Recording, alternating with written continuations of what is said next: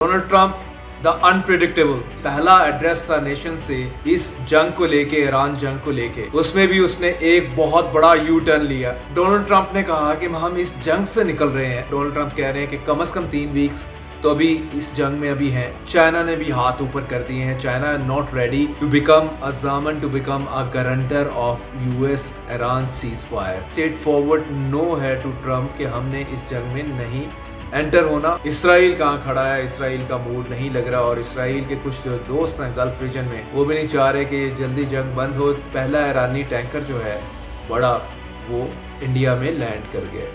अस्सलाम वालेकुम, मैं Zulqarnain Tahir. Donald Trump the unpredictable, he continues to be unpredictable. Even जो आज की उसकी पहला एड्रेस था नेशन से इस जंग को लेके, ईरान जंग को लेके, उसमें भी उसने एक बहुत बड़ा यू टर्न लिया। एक दिन पहले डोनाल्ड ट्रंप ने कहा कि हम इस जंग से निकल रहे हैं और अगर ईरान एग्रीमेंट नहीं भी करता, नेवर माइंड, हम गो अहेड करेंगे। हम अपना जो प्लान है उसके मुताबिक हम जंग को बहुत जल्द कंक्लूड करके निकल जाएंगे इससे। आज के जो अपने नेशन से एड्रेस किया, कौम से एड्रेस किया, उसमें बिल्कुल यू टर्न लिया और कहा कि ईरान के ऊपर जो है अब बड़े हमले होने जा रहे हैं कमिंग डेज में, कमिंग वीक्स में। और कम से कम 3 वीक्स तो आर देयर। डोनाल्ड ट्रंप कह रहे हैं कि कम से कम 3 वीक्स तो अभी इस जंग में अभी हैं। यू नेवर नो, आगे भी चला जाए। इनका ये कहना था दुनिया की स्टॉक मार्केट्स जो हैं वो आज ऐसे गई हैं नीचे, all over the world including Pakistan. और लिटरली जिसे टर्म यूज़ होती है, इकोनॉमिक ब्लड बाथ किया है डोनाल्ड ट्रंप ने। क्या गेम कर रहा है ये भी नहीं समझ आ रही कि सर्टन, क्योंकि he is a businessman, certain business tycoon के साथ ये कनेक्टेड है। और ऑलरेडी अमेरिकन मीडिया में ये खबरें आ चुकी हैं जो पहले भी ये ऊपर नीचे स्टेटमेंट देते हैं जिससे स्टॉक मार्केट्स ऊपर जाती हैं। मीन सर्टन ग्रुप्स को ये बेनिफिट करते हैं जिसमें वो बिलियंस ऑफ डॉलर्स बनाते हैं। तो अब इनकी ये जो वॉर है कि वॉर से एक स्टेटमेंट ये देनी, वॉर से रिलेटेड दूसरी ये स्टेटमेंट देनी, और इसके दरमियान जो है सर्टन बिजनेसमैन वो बिलियंस ऑफ डॉलर्स बना जाते हैं, ये नीड्स टू बी इन्वेस्टिगेटेड। लेकिन कौन इन्वेस्टिगेट करेगा? ये खुद सबसे बड़ा थानेदार है इस टाइम दुनिया का। और कौन चेक करेगा कि कितने बिलियंस जो हैं ट्रंप से जुड़े लोगों ने बनाए हैं इस जंग को लेके। और द मोस्ट कंसर्निंग बात ये है इसमें, जो आज की एक और बड़ी खबर है जो वेस्टर्न मीडिया में भी है, कि डोनाल्ड ट्रंप की गारंटी देने के लिए कोई तैयार नहीं है। चाइना ने भी हाथ ऊपर कर दिए हैं। China not ready to become a जामन, to become a guarantor of US Iran ceasefire. तो इट मीन्स कि अमेरिका जो है अपनी मर्जी करेगा जब तक, जिस टाइम फ्रेम तक ये जंग लेके जाना चाह रहा है। और दूसरी जानिब ईरान की तरफ से तो यही है कि हम महीनों के लिए मज़ीद रेडी हैं इस जंग को लड़ने के लिए, आप आ जाएं। आज 3-4 कंट्रीज़ के इंटरेस्टिंग स्टेटमेंट्स हैं इसमें रिलेटेड टू दैट। इसमें सबसे इम्पोर्टेंट है जो रशिया और चाइना के डेलीगेट्स की मुलाकात हुई है और उसमें उन्होंने कहा है कि स्ट्रेट ऑफ हरमूज़ जो है, आबनाए हरमूज़, ये ओपन होनी चाहिए। ईरान को चाहिए कि वो जो 35 किलोमीटर का एरिया है समुंदर का जहाँ से ऑयल शिप गुज़रते हैं, टैंकर्स गुज़रते हैं, उसको वो आज़ाद कर दे, छोड़ दे, ओपन छोड़ दे, जाने दे। इस पे एग्री किया है। लेकिन साथ में फ्रांस के प्रेसिडेंट की भी इसमें जंप इन किया है, एमुअल मैक्रोन ने। उन्होंने कहा है कि हम इसको आज़ाद ज़रूर होना चाहिए लेकिन हम इसको जंग करके आज़ाद नहीं करवाएंगे। मतलब very much straightforward no है टू ट्रंप कि हमने इस जंग में नहीं एंटर होना और ताकत के साथ इसको हमने नहीं हैंडल करना, स्ट्रेट ऑफ हरमूज़ को। तो again he stressed, Germany also stressed for talks, कि बातचीत करें। लेकिन सारा मुद्दा तो आ जाता है कि इसराइल कहाँ खड़ा है, इसराइल का मूड नहीं लग रहा और इसराइल के कुछ जो दोस्त हैं गल्फ रीजन में वो भी नहीं चाह रहे कि जल्दी जंग बंद हो। उस वक्त तक चलती जाए जब तक ईरान को पूरी तरह से क्रश ना कर दे। तो ईरान क्रश होता नज़र नहीं आ रहा।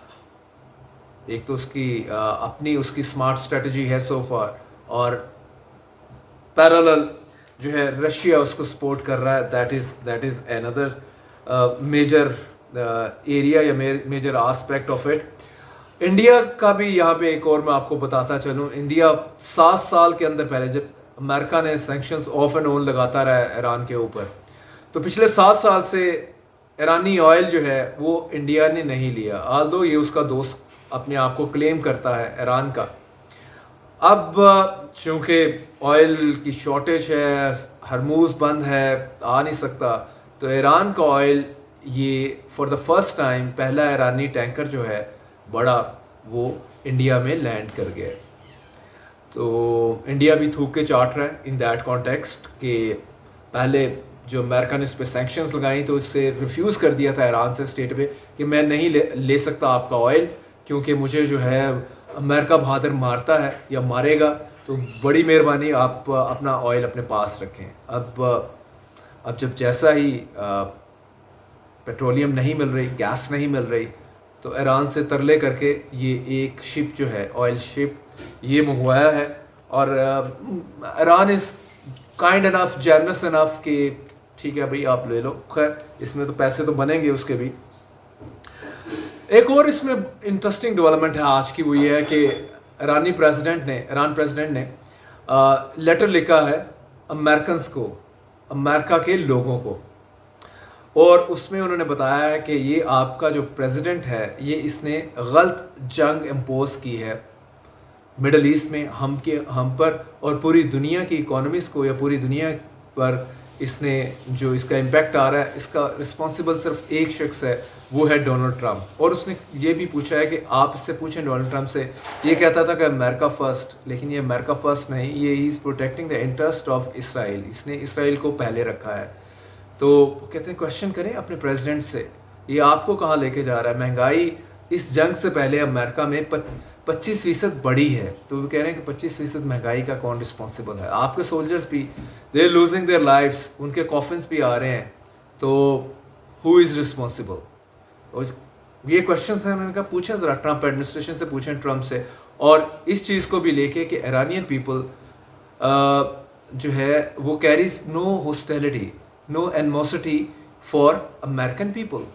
और ये सबसे बड़ा क्वेश्चन पूछा है अमेरिकन से ईरानियन प्रेसिडेंट ने कि आप ये तो पूछें कि हमारा न्यूक्लियर प्रोग्राम कहाँ पर था जिसकी को कहानी बनाया गया और हम पे अटैक किया गया। हम न्यूक्लियर वेपन्स नहीं बना रहे थे, और ये सारी की सारी एक कहानी जड़ी गई सिर्फ़ और सिर्फ इसराइल के जो एजेंडा है उसको लेके। और इसके ऊपर उन्होंने यही कहा कि these are the key questions, और इसको आप ज़रूर पूछिएगा अपने प्रेसिडेंट से।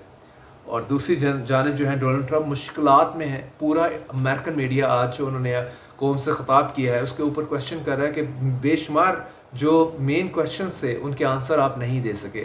आपके पिछले दिनों के ट्वीट्स को इकट्ठा कर लिया जाए और उनको जो है पेश कर दिया जाए, तो वही खुलासा था सारे आपके एड्रेस का, कोई नई चीज़ नहीं थी।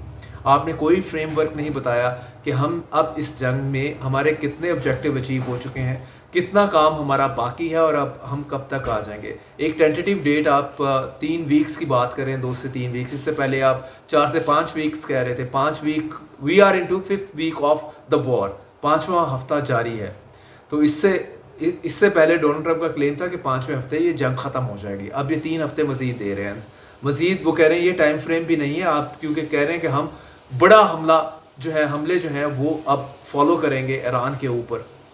नेवर नो कि उसमें कितने कॉमन सिटीजन्स जो हैं वो would lose their life. Aldous कि डोनाल्ड ट्रंप का ये भी क्वेश्चन कर रहा है एवरी मेजर मीडिया ऑर्गेनाइजेशन, चाहे वो CNN है, न्यूयॉर्क टाइम्स है, वाशिंगटन पोस्ट है, उनसे यही पूछ रही है डोनाल्ड ट्रंप से कि आप ये तो बताएं, आप कहते हैं कि मैंने रजीम चेंज कर दी, कहाँ है रजीम चेंज। और बाकी आपका ये क्लेम कि मैंने 90 to 95% उसकी कैपेबिलिटी ईरान की टू फाइट बैक वो ख़त्म कर दी है। उसने कहा वो भरपूर तरीके से मिसाइल बरसा रहा है, स्पेशली इसराइल पे और गल्फ़ रीजन में जो अमेरिकन हैं वहाँ पे। अभी कल उसने क्लेम किया था कि मैंने 35 सोल्जर जो हैं वो गल्फ़ रीजन में अमेरिकन सोल्जर मारे हैं मिसाइल के साथ। तो ये कहाँ है, वो कंफर्टेबली लॉन्च कर रहे हैं अपने सारे उसमें रशिया की एक आज अपील है रशियन जो प्रेसिडेंट पुतिन की कि अमेरिका इसराइल इमीडिएटली ये जंग बंद कर दें, सीज फायर कर दें।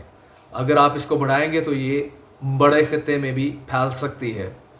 ऑफ कोर्स जब जंग जो है नहीं रुकती तो इसमें मज़ीद प्लेयर एंटर होते हैं और फाइनली इसमें जो अब सबसे बड़ी बात यही है कि डोनाल्ड ट्रंप को के हवाले से कोई भी ज़ामन बनने के लिए तैयार नहीं है और ये अनब्रिडल किस्म की वॉर है, मतलब इसको कोई लगाम देने वाला नहीं है। पाकिस्तान अपना रोल प्ले कर रहा था लेकिन एकदम से पाकिस्तान ज़ाहिर है ना अमेरिका सुन रहा है बात पाकिस्तान की इस हवाले से, तो ईरान तो वैसे ही कह रहा है कि जो ये एग्रेसर है और aggressor must be punished.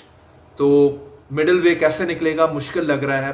Pakistan की तो एफर्ट्स अपनी तरफ से भरपूर रही हैं लेकिन अभी इसका कोई सोल्यूशन निकलता नहीं नजर नहीं आ रहा। So let's see, today's was a blood bath for the world's stock exchanges including Pakistan.